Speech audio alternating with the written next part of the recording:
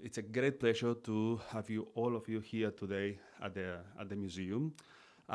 For those of you that I hope it's not your first visit, but for those of you that it is, just a brief introduction to the museum. The museum opened in 1995, and the consortium of the museum is composed of the city of Barcelona, the government of Catalonia, the government of Spain, plus the MACBA Foundation, that is a group of private funders that supports the museum by raising the funds to buy the works for our collection. So this is a not very usual way of doing museums in Spain, but it has been extremely successful here, and you will notice upstairs in our collection. Only some months ago, a couple of months ago, we received here in the same auditorium the annual meeting of the CIMAM, the International Congress of a Museum of Modern and Contemporary Art. Having all of you gallerists only a couple of months later, having your own annual congress, it's a great pleasure because it shows that this auditorium, this museum, can be the center of a very strong debate in contemporary art, seen from the point of view of the museum and of the galleries. During these 2 days, I know that you will be intensely debating issues that matter you and us. So I'm sure that we will all enjoy a lot what's going to be said in this auditorium. But I hope that you have some time also to visit our exhibitions. At this moment, we have 3 that I think it's scheduled for you this afternoon. I hope that you can all join. In the ground floor, you can visit the show Hard Gelatin, Gelatina Dura, a show that puts together a view on how the 80s were in Spain.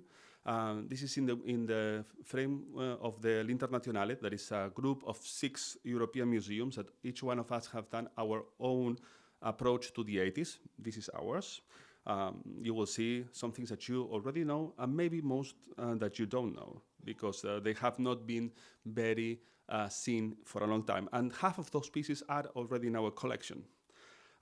In the first floor, you will see a selection of our collection, a collection display. And in the second floor, you will see a solo show by Antoni Miralda, a great artist. And please don't miss the extension of the show at the other side of the plaza, at the chapel, La Capella, at the other side of the plaza, that is particularly intense. I just wanted to say welcome, enjoy, and have lots of good ideas to share with us. Thanks.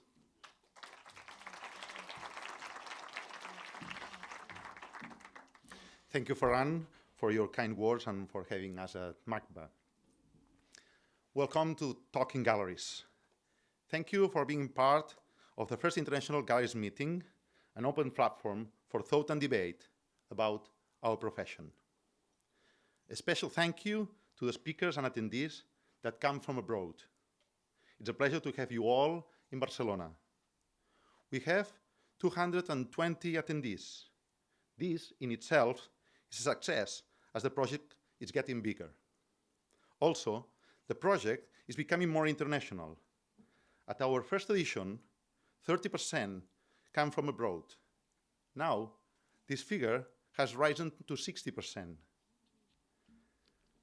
After more than 15 years as a gallerist in Barcelona, I realized the art market lacked a space for reflection on such an important profession for the art world and the art market, gallerism. Galleries share many moments, the fairs, the openings, but we did not have a specific space to discuss our profession. This concern led me to found Talking Galleries in 2011, conceived as a platform for industry professionals focused on the discussion on key issues for the gallery sector at a time of economic crisis.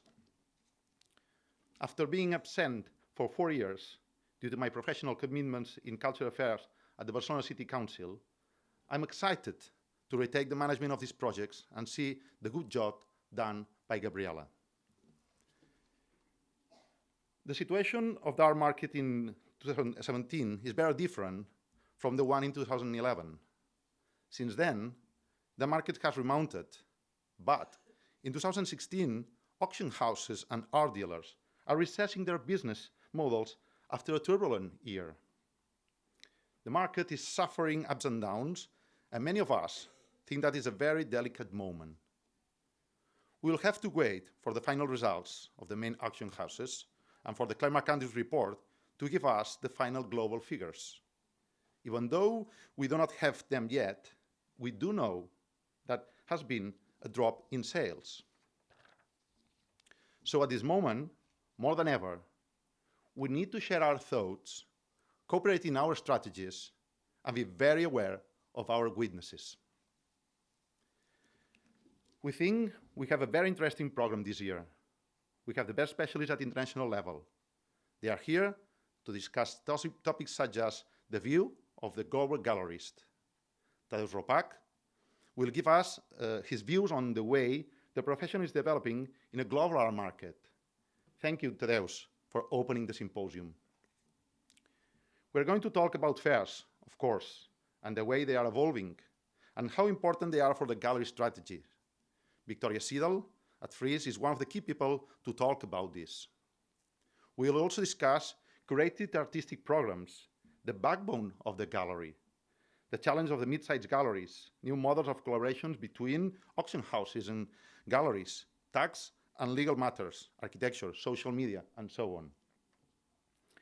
We are sorry Ocean Ward from Lisbon will not be joined due to illness, but we are happy to have Anthony Reynolds as a speaker. We also have a last-minute guest. Simone de Pury is joining the conversation. Thank you, Simone, for this pleasant surprise. And a couple news regarding our project.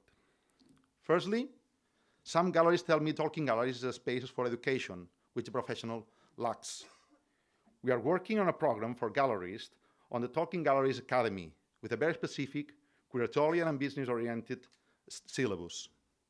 And secondly, Talking Gallery was born in Barcelona, but we're growing internationally. Berlin and Seoul were the starting point of this expansion. We are sowing seeds to expand to Paris, London, and New York. To end, I would like to thank our advisory board. Some of the members have been part of this project from the very beginning, like Klaus Nordenhake. Georgina and Adam Schäfer are the core of the board, and I would like to thank their guidance, generosity, and leadership. Thank you, Georgina, and thank you, Adam. Let me thank the organizing team for the dedication and engagement, Sol Garcia, our general coordinator, and Joan Anissa, helping with the production. I would also like to thank the institutions that have provided fundings for the project, Xavier Marcè from the Barcelona City Council, Marta Gustà from the Catalan government, and our main sponsor, Banc Sabadell. Finally, thank you to the Art Dealers Association of America, the European Federation, the FEAGA, and Art Barcelona, Gremi de Galeries, and Arte Madrid. Many thanks to you all. I hope you enjoy the discussion.